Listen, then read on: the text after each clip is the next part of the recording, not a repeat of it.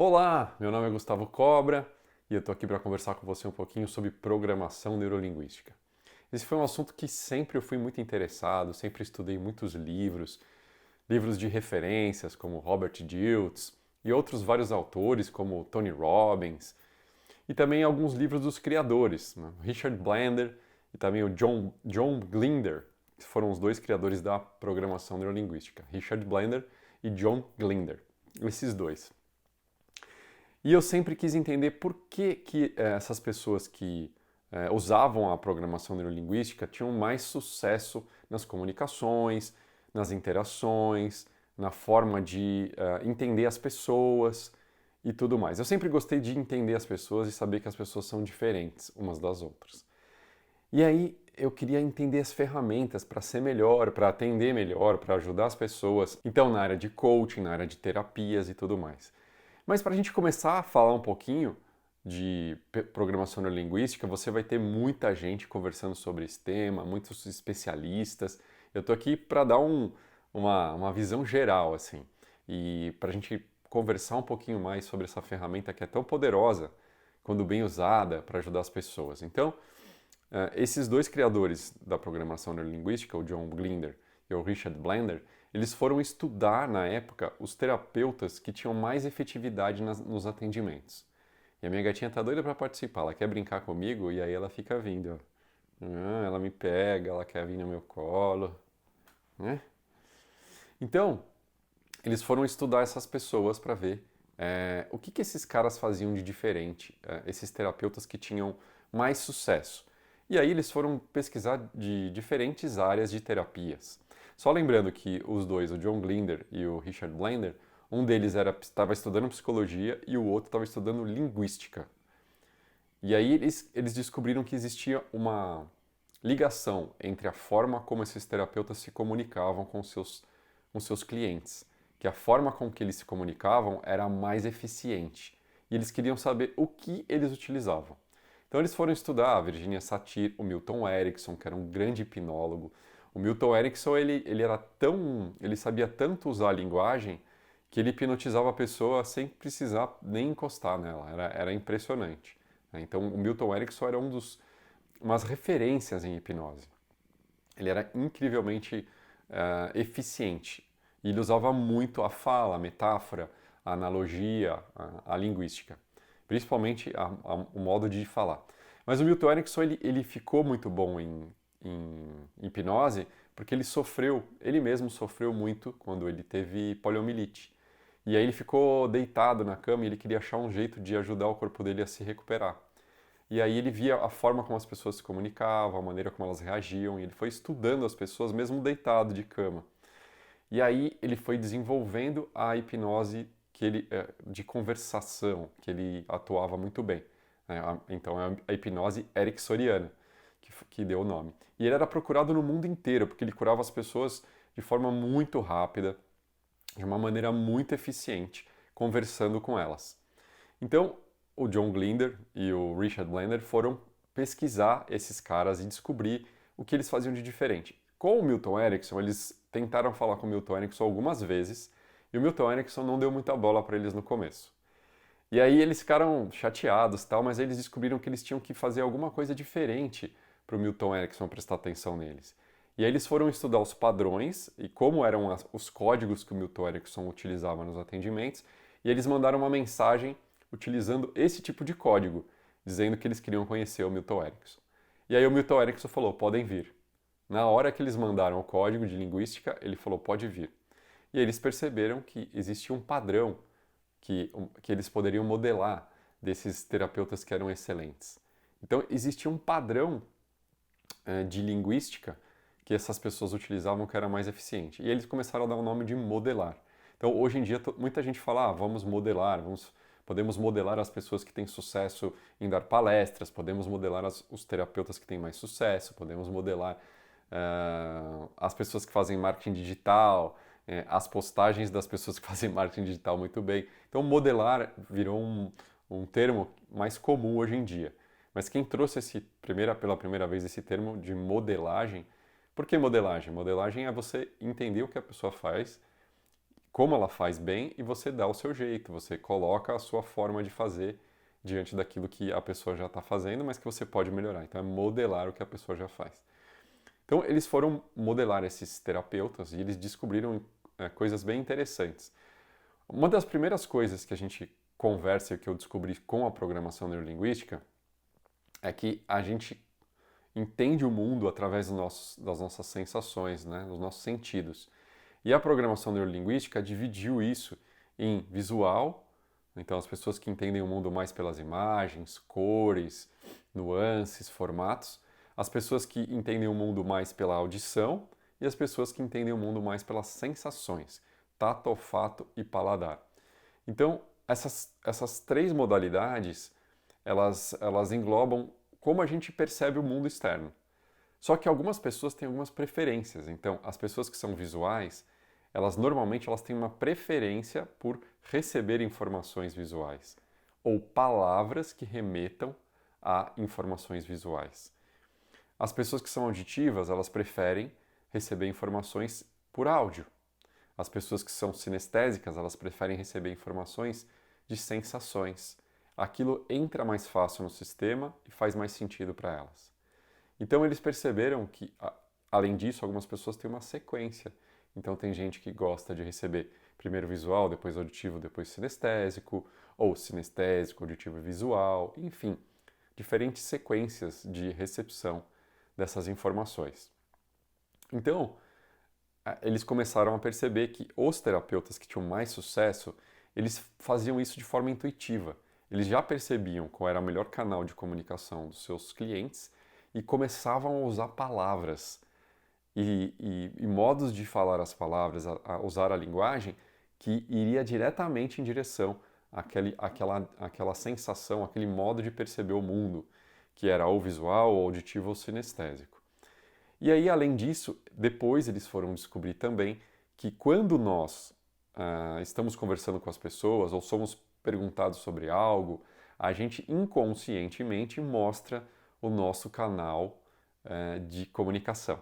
Então, por exemplo, se você quer descobrir quais são os canais ou qual é o canal de comunicação de alguém, você pode fazer uma pergunta para essa pessoa do passado, uma pergunta, e a pessoa, quando ela vai buscar informação, ela vai te mostrar os principais canais dela. Então, muitas vezes ela olha para cima e para a direita, visual, ela olha para o lado, para baixo é sinestésico, às vezes fecha o olho para se lembrar, quando fecha o olho é mais sinestésico, ou olha na direção dos ouvidos. Então, dependendo da posição que você faz uma pergunta para a pessoa e ela muda os olhos, você já sabe a preferência que ela tem de receber aquela informação. E isso faz com que você se comunique de uma forma muito mais eficiente, porque as pessoas que têm esses diferentes tipos de recepção de informação, elas estão prontas para observar esses pontos mais do que os outros. Então, uma pessoa visual, ela entende o mundo muito mais pela visão do que pela sensação. Se eu estou tentando me conectar com ela falando de sensação, aquilo não faz muito sentido para ela. Ela tem que fazer um esforço para entender, ela tem que fazer um esforço para se conectar. Mas quando eu já falo no código de linguística que ela conhece e para ela é mais eficiente, aquilo se torna muito mais rápido. E inconscientemente ela começa a ter mais empatia comigo, porque eu estou usando o melhor canal dela e ela se sente bem com isso. Então muitas pessoas, coaches, terapeutas, muitas pessoas buscam também estudar neurolinguística. Muita gente fala mal da neurolinguística, neurolinguística, só que muita gente não sabe a história. Então, da onde vem? Vem dos melhores terapeutas. Eles começaram a modelar e entender qual era a linguagem e forma de trabalho dos melhores terapeutas do mundo naquela época. E aí eles criaram um código e decodificaram e criaram esse código. Então, muitas vezes, quando a gente quer, por exemplo, fazer uma boa comunicação, então isso para várias áreas, né? Uma reunião, uma comunicação e tal. E quando a gente percebe como é o melhor jeito da pessoa, a gente começa a utilizar palavras que têm mais a ver com ela. Então, uma pessoa que está ligada mais, por exemplo, à visão, eu falo assim: nossa, que ideia brilhante, incrível, eu consigo ver a gente fechando o negócio lá na frente. Né? Eu consigo visualizar a nossa parceria. Então, tudo que tem a ver com clareza, nitidez, coisas que têm a ver com as palavras que têm a ver com visão. Tá? Já as pessoas que são mais auditivas têm a ver com sintonia, com frequência, né? Então, já as pessoas que são mais auditivas têm a ver com a voz, a entonação, a forma de falar, e eu falo mais alto, mais baixo, eu falo mais rápido, mais devagar, eu dou pausas. As pessoas prestam atenção nessas nuances do som. Então, as pessoas que são mais auditivas, elas gostam de música, elas não gostam de barulho. Então, eu sou bem auditivo e às vezes eu vou viajar a trabalho e tal, e me incomoda o barulho do frigobar. Aí eu tenho que ir lá e desligar o frigobar, porque aquele barulho do frigobar me incomoda profundamente. Né? Se eu entro num carro, por exemplo, eu estou ouvindo um barulho, aquilo me incomoda. Se você tem uma pessoa que é amigo ou amiga que é auditiva, ela vai entrar no seu carro e vai falar, cara, tá com algum problema aqui na suspensão dianteira, porque ele escuta os barulhos de forma mais eficiente. Então quem é auditivo escuta muito melhor. E aí as pessoas que são visuais, então, eu falei das palavras, algumas palavras, e você pode procurar nos livros, por exemplo, o livro do Tony Robbins tem uma página que fala das palavras predicadas. O que são as palavras predicadas? Lembra que um deles era linguista? Então ele estudou as palavras linguisticamente que tem mais conexão com cada tipo de canal de comunicação. Então, dos visuais, dos auditivos e dos sinestésicos. Então, quando nós usamos essas palavras durante uma apresentação, como você se sente, como você se enxergaria daqui a um tempo fazendo isso, e se você se sintonizasse nesse novo conhecimento para que você seja ainda melhor. Então, eu estou usando as 3 formas de comunicação da programação neurolinguística.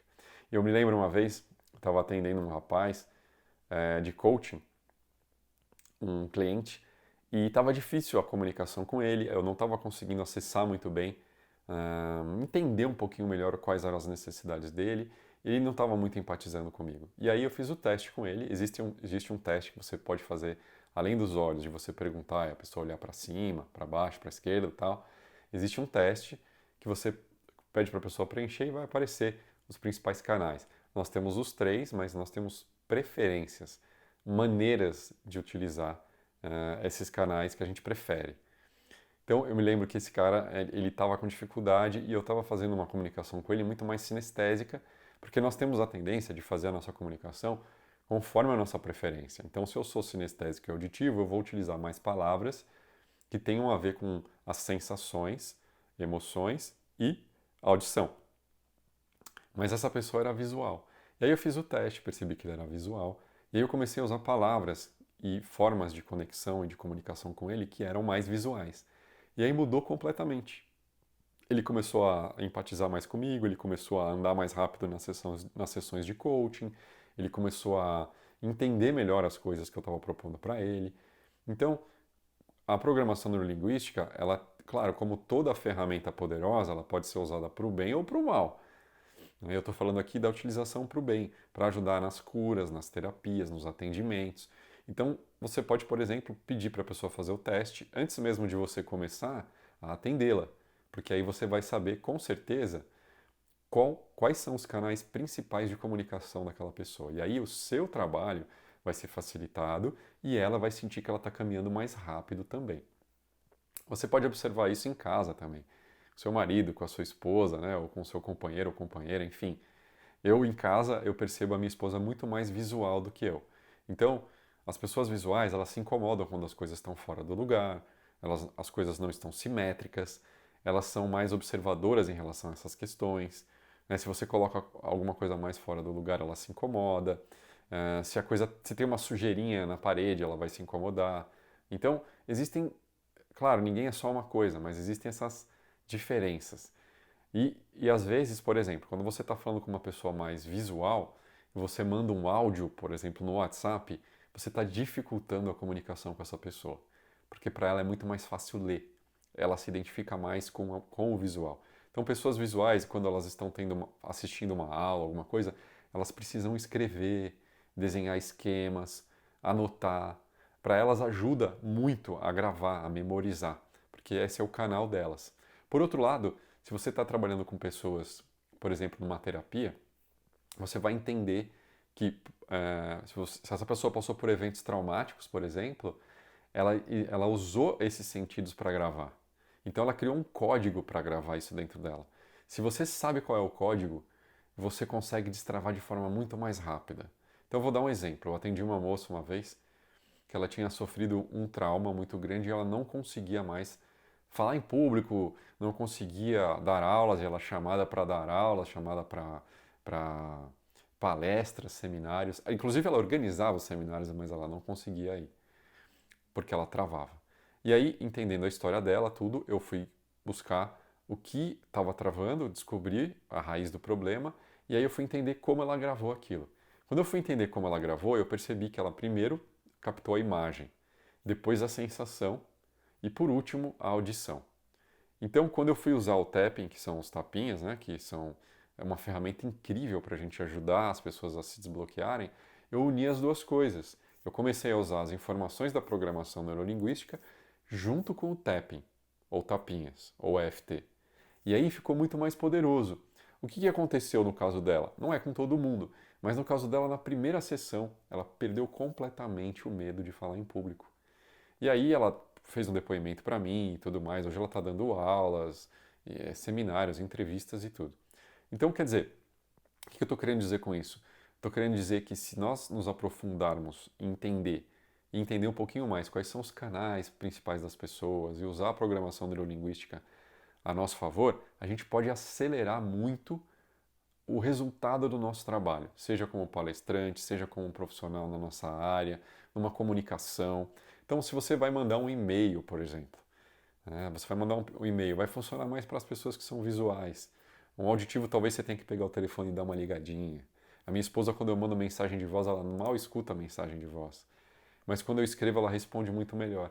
Então eu faço um esforço para escrever. Eu prefiro gravar áudio, que para mim o áudio é mais fácil, mas eu faço um esforço para escrever, para que ela compreenda melhor, para que ela tenha um acesso mais rápido àquela informação e me retorne. Então a programação neurolinguística, e óbvio que tem várias outras coisas muito legais da programação neurolinguística, eu me lembro uma vez que eu estava com uma dificuldade muito grande com autoridades. Então eu me sentia muito julgado com autoridades, tudo.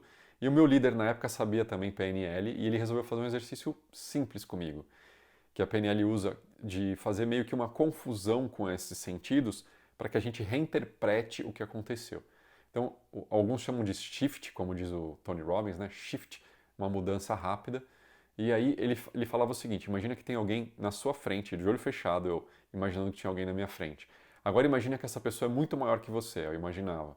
Agora imagina que essa pessoa é muito menor, eu imaginava. Agora imagina que você é muito maior. Enquanto você é muito maior, a pessoa é muito menor. Muda.